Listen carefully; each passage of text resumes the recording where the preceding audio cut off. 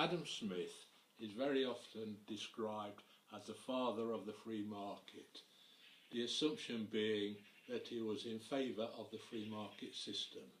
This is unkind to Adam Smith because he merely described how the free market operated, but within that he recognised that corruption and abuse of power were endemic within the system.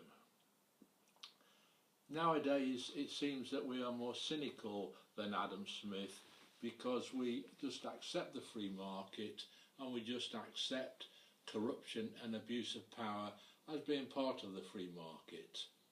So when the financial crisis hit us a few years ago, we thought that it was terrible and we should do something to make sure that it never happened again.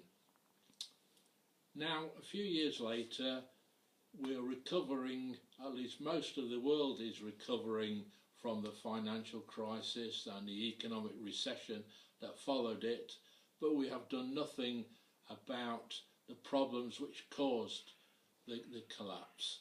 The collapse was caused in the main by poor governance coupled with basically incompetence.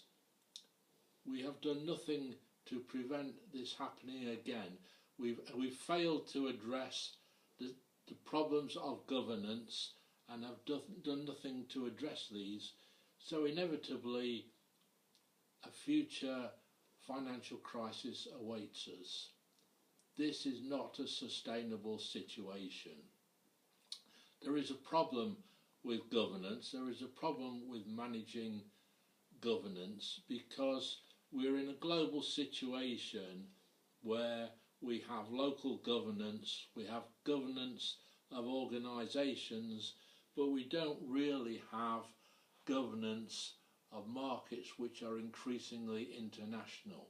So there is opportunities for corruption, opportunities for incompetence, which are not being discovered until too late, until problems have arisen.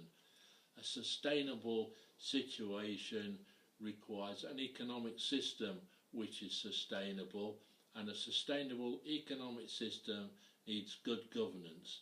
Good governance needs rules to make sure that procedures happen in a fair, open, transparent way, but they need procedures which are overseen and enforced. While we have local governance and global markets, we're never going to have a robust system, and we're going to have problems in the future which jeopardise any attempts at sustainability.